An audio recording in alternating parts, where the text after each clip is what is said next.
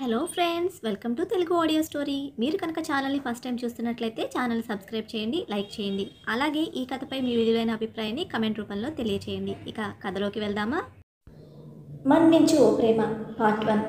చుట్టూ cameras click అనిపిస్తూ ఉంటే ఆగిన బ్లాక్ రోల్స్ రాయిస్ నుంచి దర్జాగా అడుగు బయట పెడతాడు వేద్. 6 అడుగుల పైన 2 అంగుళాల ఎత్తులో fully muscled body with fair skin tone, మ్యాన్లీగా ఉన్న అపియరెన్స్ విత్ హస్కీ వాయిస్తో ఎవరినైనా ఈజీగా అట్రాక్ట్ చేయగలడు.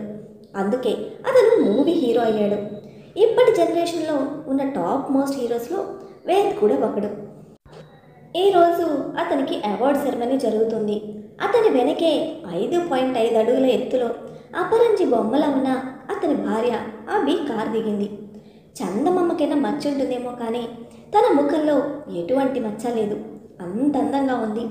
ఆమె చేతిలో 1.5 ఏళ్ల కూతురు స్నిగ్ధ. వాళ్ళ ముగ్గురిని ఒక దగ్గర చూసిన ఎవ్వరికైనా ప్రపంచంలో అందమంతా వారి దగ్గర మాత్రమే ఉందేమో అన్నట్టు అనిపించక మానదు.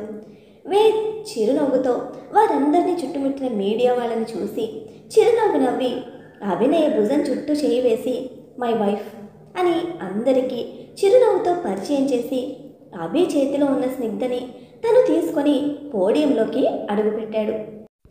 అతని చేతిలో ఉన్న చిన్నారి స్నిగ్ధ తండ్రి దగ్గర నుండి సంవత్సరానికి ఒక్కసారి మాత్రం లభించే ప్రేమకి తండ్రి దగ్గర ఉండాలని ఇష్టం ఉన్నా అతని మీద భయంతో అతని దగ్గర ఉండకుండా అభి మీదకి దూకుతుంది. ఇబ్బందిగా అభి వైపు చూస్తూ సీరియస్ ఫేస్తో అందరి ముందు ప్రపంచంలో అందరికన్నా మనమే హ్యాపీయెస్ట్ కపుల్ అన్నట్టు బిహేవ్ చేయాలి. ఇప్పటి వరకు దేంట్లోనూ నన్ను ఎవరు పాయింట్అవుట్ చేసి చూపించలేకపోయారు. కానీ అలాంటి సిచ్యువేషన్ నీ వల్ల వస్తే ఐ విల్ కిల్ యూ అని సీరియస్ టోన్తో ఒక వార్నింగ్ ఇచ్చాడు. కానీ అది ఎవ్వరికీ కనపడకుండా చిరునవ్వుతో కవర్ చేశాడు. ఎంతైనా హీరో కదా. అభి కూడా అందరి ముందు నవ్వుతూ ఉన్నా భయంగానే వేద్ వెనుక నడిచింది. అవార్డ్ సెరమనీ గ్రాండ్గా జరుగుతూ ఉంటే వచ్చిన హీరోస్, హీరోయిన్స్, డైరెక్టర్స్ అందరూ వేద్ని తన వైఫ్ని పరిచయం చేయమని అడుగుతూ ఉంటే అతను నవ్వుతూ అభి భుజం చుట్టూ చేయి వేసి తన భార్యని, తన కూతుర్ని పరిచయం చేస్తున్నాడు. కానీ ఆ భుజం మీద ఉన్న చెయ్యి ఇబ్బందిగా కదలటం అభికి తెలుస్తూనే ఉంది. అభి విరక్తిగా నవ్వుకొని వేద్ వైపు చూసి తల దించుకుంది. కానీ అది ఎవ్వరికీ తెలియకుండా మేనేజ్ చేసింది. అప్పుడే అక్కడికి వచ్చిన ఒక హీరోయిన్ వేద్ చేయి చుట్టూ చేయి వేసి గట్టిగా పట్టుకొని హౌ ఆర్ యు డియర్ అని గారాలు ఒలకపోస్తూ అడుగుతుంది. వేద్ ఇబ్బందిగా నవ్వి ఆ చేయి వదిలించుకొని కూల్, ఐఎమ్ ఫైన్ అని తన దగ్గర నుంచి కొంచెం దూరంగా వచ్చాడు. ఆ హీరోయిన్ అలాగే చూస్తూ ఎన్ని మూవీస్లో కలిసి చేసినా ఇప్పటి వరకు కనీసం పక్కన నిలబడే ఛాన్స్ కూడా ఇవ్వవు. ఎంతటి ప్రవరాఖ్యుడైనా సరైన మగువ తగిలితే మన్మధుడు అవ్వాల్సిందే. నేను ఎప్పటికైనా నా మన్మధుడిని చేసుకుంటాను అని మనసులో అనుకొని ఒక చిన్న నవ్వు నవ్వి అక్కడి నుండి వెళ్ళిపోయింది. ఫంక్షన్ అంతా కంప్లీట్ అయ్యేసరికి నైట్ 1 o'clock అవ్వడంతో అప్పటికే స్నిగ్ధ ఆకలికి ఏడుస్తూ ఉంటే తనకి ఒక సిప్పర్ అందించి అభి అలాగే పట్టుకొని కూర్చుంది. అందరూ డిన్నర్ చేసేవాళ్ళు డిన్నర్ చేస్తూ, డ్రింక్ చేసేవాళ్ళు డ్రింక్ చేస్తూ ఉంటే అలోన్గా కూర్చొని అందరి వైపు చూస్తున్న అభి దగ్గరికి వస్తాడు డైరెక్టర్ కమ్ హీరో శర్వ. అతను అభి పక్కన కూర్చొని పడుకొని ఉన్న స్నిగ్ధ ముఖం వైపు చూస్తూ ఎలా ఉంది మ్యారీడ్ లైఫ్ అని అడిగాడు. అభి ఇబ్బందిగా ఒక నవ్వు నవ్వింది. శర్వ, అయితే కంప్లీట్గా ఈ లైఫ్కి అలవాటు పడ్డామన్నమాట అన్నాడు. అభి తన వైపు చూసి వెంటనే తలదించుకుంటే ఇంకెన్నాళ్ళు అభిలాగా బ్రతుకుతావు నైనా అని అడిగాడు. దాదాపు 2 సంవత్సరాల తర్వాత తన పేరు తనకు వినపడి కొత్తగా అనిపించి అభి కళ్ళలో నుంచి కన్నీళ్లు జారిపోయాయి. శర్వ అభి వైపు చూస్తూ కేవలం ఆస్తి కోసం నీది కాని జీవితంలో బ్రతకడం నీకు సిగ్గుగా అనిపించడం లేదా? నాకు వాడికన్నా ఎక్కువ ఆస్తి ఉంది. నువ్వు కావాలని నీ వెంట పడ్డాను. అయినా నాకేమీ లేదనుకొని నువ్వు నా మొహం కూడా చూడలేదు. నీకు ఆస్తి ముఖ్యమని అనుకుంటే ఆ రోజే నాకున్నదంతా నీకు చెప్పి మరీ హ్యాపీగా పెళ్లి చేసుకునేవాడిని. నువ్వు అందరి అమ్మాయిల లాంటి దానివి కాదనుకున్నాను. కానీ నువ్వు మాత్రం కేవలం ఆస్తి కోసం అవి ఉండాల్సిన ప్లేస్లో నువ్వున్నావు. సో పిటీ ఆన్ యూ అని విరక్తిగా చూసి అక్కడి నుండి వెళ్ళిపోయాడు సర్వ. అభికి అప్పటికే గాయమైన తన మనసు ఇంకా ఇంకా గాయపడితే తల కూడా ఎత్తకుండా కూర్చుంది. తన కన్నీళ్లు కారిపోతూ ఉంటే ఆ కన్నీళ్లు పడుకున్న స్నిగ్ధ ముఖం మీద పడి నిద్రపోతున్న స్నిగ్ధ కళ్ళు తెరిచి తన నోట్లో ఉన్న సిప్పర్ తీసేసి మా మా అని వచ్చి రాని మాటలతో అభి చెంపలు తడుతోంది.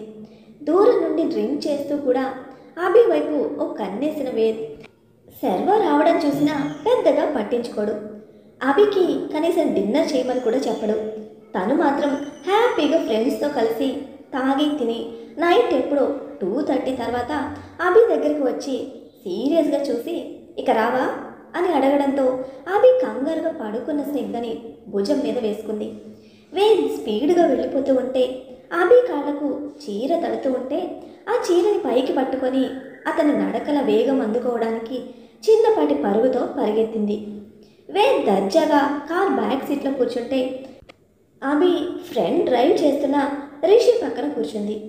రిషి బాధగా అభి వైపు చూసి డ్రైవింగ్ మీద కాన్సన్ట్రేట్ చేస్తే వెనక కూర్చున్న వేద్ మాత్రం ఇవేమీ పట్టించుకోకుండా తన ఫోన్లో తను మునిగిపోయాడు.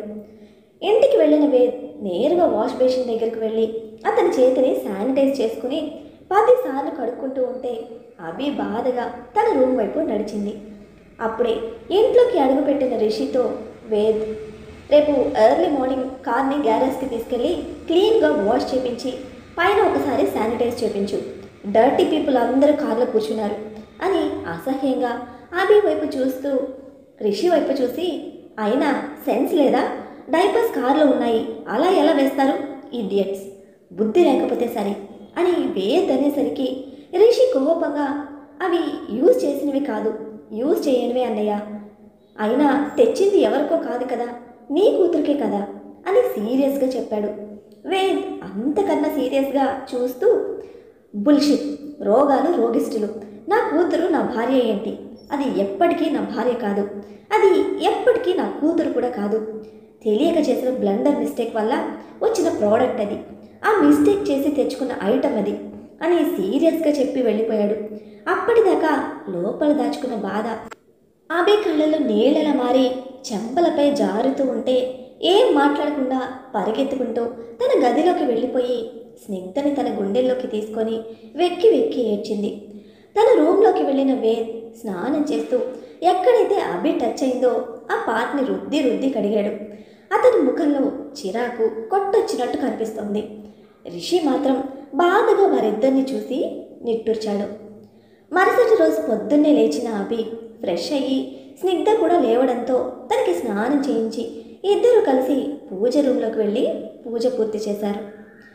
అప్పటికి స్నిగ్ధ అమ్మా పప్ప అని అనడంతో స్నిగ్ధకి ఆకలేస్తుందేమోనని టిఫిన్ పెడదామని కిచెన్ దగ్గరికి వెళ్ళబోయి పొద్దున్నే వేద్ కిచెన్ దగ్గర చూస్తే తిడతాడని వేద్ తిని వెళ్ళిన తర్వాత తిందామని ఆగింది.